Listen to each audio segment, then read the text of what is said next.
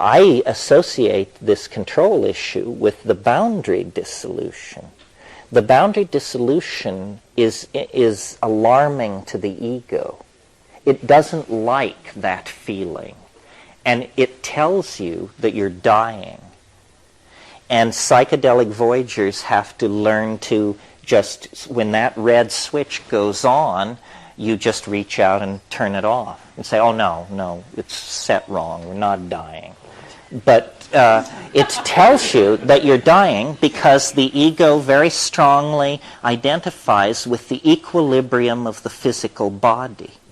And as the physical body begins to slide into the intoxication, the ego is saying, what's happening here? Wait a minute, I'm losing coherency. This is not good.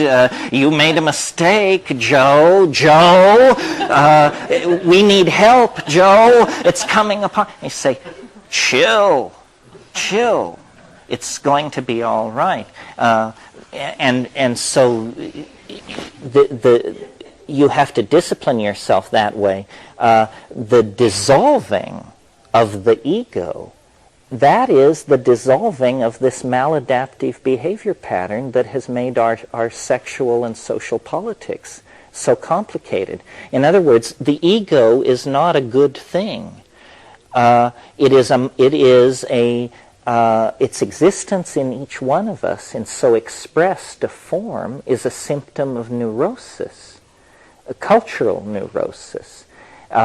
And the psychedelic dissolves the ego, but the ego protests noisily while this is going on.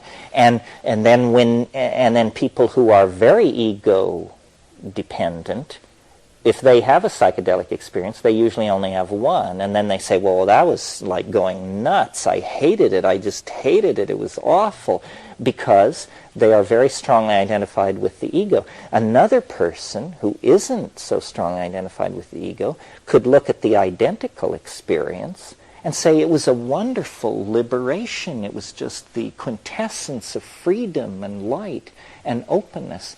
So when I say we are pathological and that we need to take strong medicine to fix ourselves, I don't mean the kind of medicine where you can't feel it working. I mean the kind of medicine where you can feel it working.